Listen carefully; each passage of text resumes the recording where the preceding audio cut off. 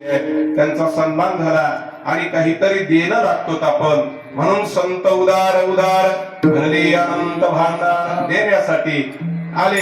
तिथं जाऊन पाहिलं आणि प्रत्यक्ष स्वरूपामध्ये त्या गाडीमध्ये ते मुलं त्या ठिकाणी ठेवलेले आणि त्यांचं प्रेत तिथं आहे.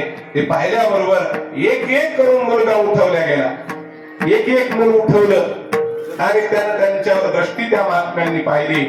आणि मग आता ज्यांना जन्म झालाय, आजही लोकांना शंका निर्माण होतात, जन्म ज्यांचा झाला त्यांना त्या ठिकाणी सोडून द्यावं का नाही, त्यांची गती प्राप्त करून द्यावी याचा विचार अंतःकरणामध्ये होता. आणि त्या सातीही मुलांना स्वर्ग प्राप्त करून दिला. लक्षात ठेवा, उद्धरून निघून गेले. महात्म्याला पाहिलं, अंतःकरणात आला का तर देव प्राप्तीचा विचार याच्यामध्ये सांगितलेला आहे. आणि त्यावेळेला एक व्यक्ती तिथं आहे, त्यांचं नाव आहे गोरोबा काका. आणि ती गोरोबा काका त्या ठिकाणी प्रेतवत अवस्थेतलं पाहिलं आणि त्यावेळेला हा मुलगा या ठिकाणी जिवंत त्यावेळेला माधवांनी केला. आणि मग गाडीतून काढलं म्हणून काय, गोरोबा नामा विधान त्या ठिकाणी त्या जीवात्म्याला प्राप्त झालेला आहे. आणि म्हणून त्यावेळेला त्या ठिकाणी बाल्यावस्थेला प्राप्त होता. लहानपण त्या ठिकाणी कशाचे सांभाळतात आई वडील, एक एक दिवस त्या ठिकाणी मोठे होत आहे. आणि मग मोठं झाल्यानंतर जगताच्या पाठीवरती आपलं आपलं या ठिकाणी वंशाचं कर्म, ज्या ज्या वंशात जन्म झाला त्या त्या वंशाचं कर्म त्यांना प्राप्त झालं. आणि मग दिवस रात्र त्या ठिकाणी वाढता वाढले आणि विवाह कार्याला योग्य झाली. म्हणून गावाजवळच कोणतं गाव आहे, ढोकी या ठिकाणी तिथे स्त्रीशी कन्याशी या ठिकाणी विवाह झाला.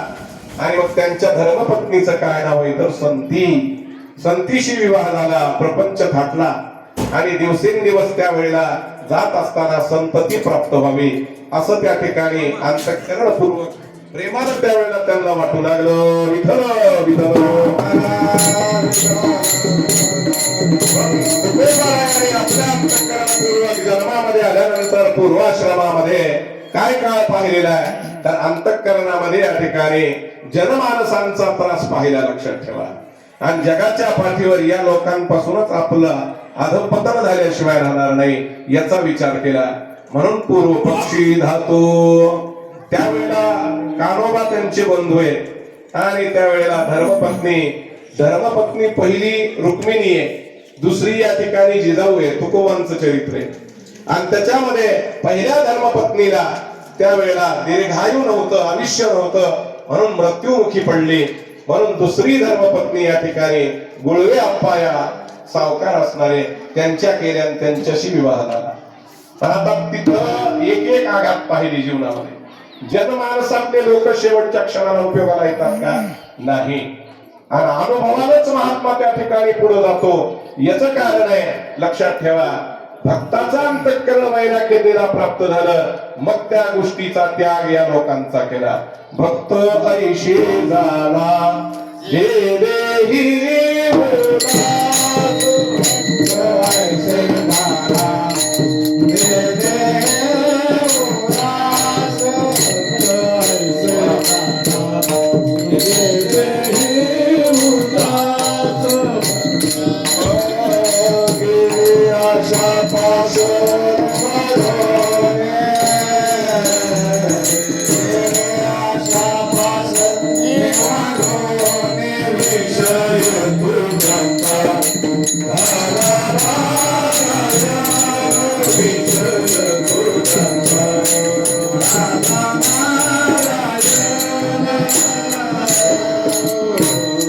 म्हणून भक्त ऐशी जाना जिदेही उदास, गेले आशा पाश निवारोनी.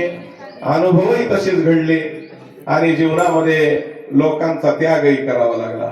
याचं कारण असं आहे, एकाच्या विश्वासावर जर आपण बसलो तर विश्वासघात होतो.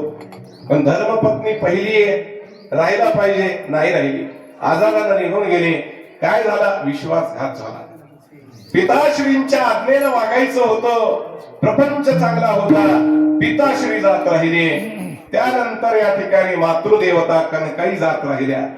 पुन्हा बंधू सावजी असणारा अंतःकरणपूर्वक कुठं निघून गेले, वैराग्यच होत त्या महात्म्याला.